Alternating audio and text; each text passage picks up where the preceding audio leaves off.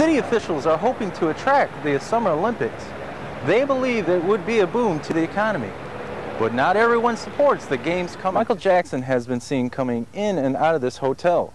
No one is sure what the pop star is doing here in town. Jackson has been seen here on a number of occasions. Authorities want to question the suspect about the murder. The problem is the suspect may have already fled the country, and finding him may be very, very difficult. Going to the ATM at night may not be such a good idea. The reason, robbers will videotape your information and steal from you later. Retailers say, despite the economy, business has never been better. Part of the reason may be the fact that more people have moved to the downtown area, people with more disposable income. The big question is what to do with the stadium during the off-season. The massive structure sits idle nearly 6 months of the year. 6 months that could be making money for the city. Police were called in, and we understand several people were hurt. Lee Perez joins us. I guess things got a bit out of control, Lee. That's right. What started out as a good idea quickly got out of control earlier today. And it all came down to that saying, show me the money. Take a look. The whole incident began when a guy named Kevin, the money man, Shelton started handing out cash. He travels the country doing this. He says it's his way of giving back after growing up poor. When people heard about his plan to hand out money, hundreds showed up to accept a charitable donation. But once the money started flying, so did the problems. In the scuffle, 12 people were hurt. 6 had to go to the hospital. 1 had a broken arm. Area police were called after things got out of control. They made the money man leave. Officials here say they did nothing wrong, and they don't plan to ban these giveaways in the future. They say they are sorry for things getting out of control. Reporting downtown, I'm Lee Perez. Back to you in the studio. Thanks, Lee. In other news, the weather is the big story along the East Coast. The usual nice setting of this river marred today by the discovery of these dozens of tubes, vials, and syringes found on the riverbank. We had a call today a little before noon from a resident about some possible medical waste that had washed up on the shoreline of the Hillsborough River. Riverfront homeowner Bill Art was the resident that made the call to the police. And I was clearing up some branches. I looked down in the edge of the water, and there were 3 or 4 syringes there. This is the general area where the syringes and medical waste was found. Typically, this is a place where families come to swim, play, and enjoy the outdoors. Police called a medical waste specialist. They discovered between 60 and 80 items, including a syringe still partially filled with blood. Medical waste investigators believe it was illegally dumped. Definitely doesn't look like it's, say, street-level narcotics, syringes, those types of things, or from the home of a diabetic. It looks like it's probably from either a doctor's office or a hospital. The items will be tested over the next week, but finding out what's in them will be easier than figuring out just how they got there. There was probably 60 to 80 of the vials and syringes that were located yesterday.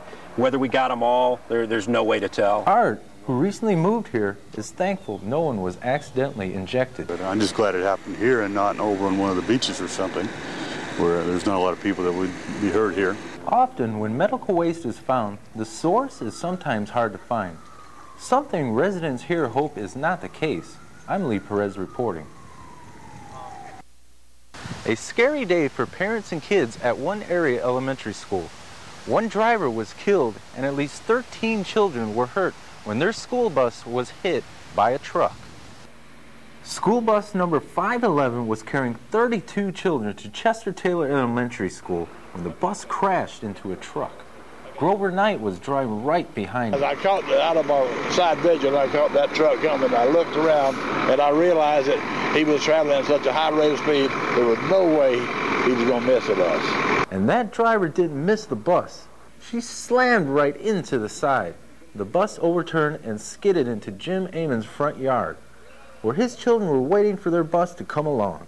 I went inside the bus and started passing them out the roof hatch, and then we turned the ignition off. The engine was still running at that time, but between the back door and the roof hatches, we were able to get all the kids out. And Jim and the others who came to help all had nothing but good things to say about the bus driver. he was working his way towards the back, trying to keep the kids calm. Everything was all right. So he was injured, but he was maintained composure.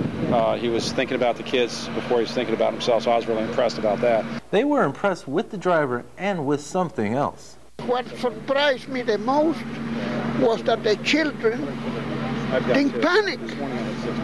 The children, they took it like grown up. Now, you see a couple of them with tears, but they were crying. they behaved beautiful. One boy was injured in the crash. I'll never forget that way that bus looked, and we're very, very grateful that the children are okay.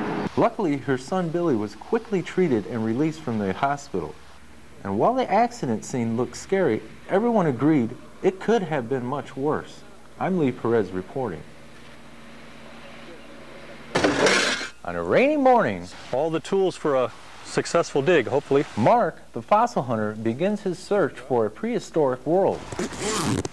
This fossil hunter knows there's an ancient world right below his feet. All you have to do is be willing to wade through water, get your shoes dirty, and go waist deep in the cool waters of the Peace River. But once you get there, it's like peeling away the layers of a prehistoric world. Ooh, look at this lemon shark tooth sitting right on the surface.